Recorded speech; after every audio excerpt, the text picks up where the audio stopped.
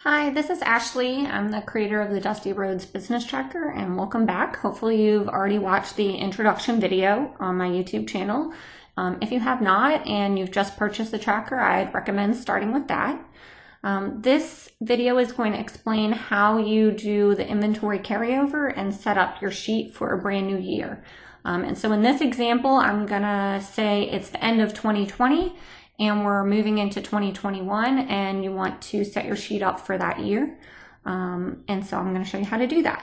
One thing to note is that the way I design my sheets, they're intended to be used for one yearly period at a time, but they can be reused. So make sure you always save a blank copy. That way, when you start a new year, you have a fresh one to start with. So I have open right here the kind of a sample that I've already set up, as well as a blank file. And so we're going to start with the blank file, and I'm going to change the year on the P&L summary to say 2021, and that'll be my first step. The second thing I'm going to want to do in order to set up for the next year is to copy over my product list. So again, when you purchased the tracker and you saved a blank copy, it had the product list at that time. But since then, there have likely been new products that have been released that you've been adding to your product list. And so when you go to your blank copy that you've saved, you probably have an outdated product list. So you're going to want to go ahead and copy over the most recent product list that you have. So we'll go to the product list tab here, and we're going to go back to our sample tracker, and let's say this is our 2020 tracker, and you'll go to the product list there. And all you have to do is just select the 3 columns here, like that.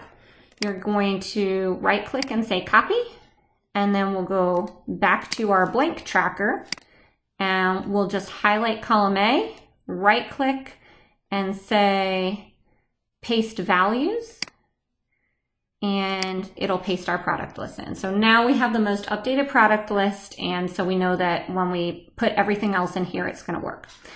Okay, so now I'm going to go to the quantities tab. So again, this is our blank tracker. There's nothing in here. You can see it's all blank. And so what we're going to do is I've verified everything's blank. Everything looks fresh. I'm going to come over here now to the Dusty Rhoads orders. And this is where we're going to input all of our products that we currently have in stock that we're carrying over into the new year.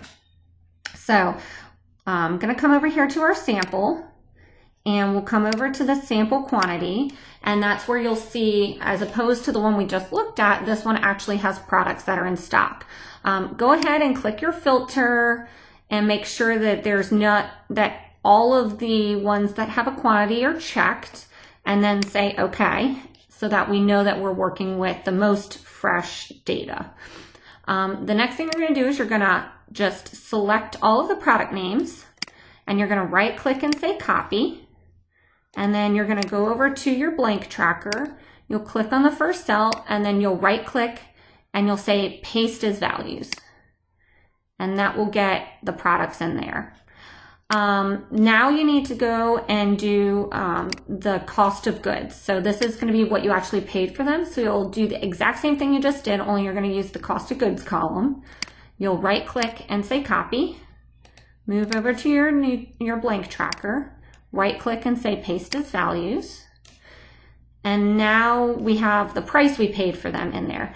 So now all we need is the quantity. So we'll come over here, we'll select the quantities, we'll right click and say copy. And then we'll come over here and we're going to paste it as values, both in the quantity ordered and in the quantity received. And then I'm going to put in here, so that I know where this came from, inventory carryover. So I'm going to say this is my 2020 inventory carryover. I'm going to copy that and I will paste it in the order date, so I know that's where all of this information comes from.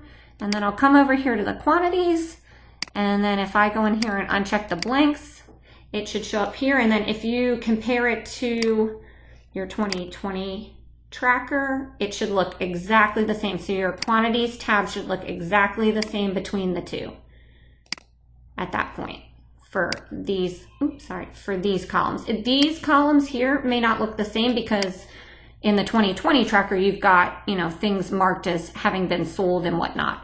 But here, so you shouldn't have any sold or retained in the new tracker, but all the other columns should look the same.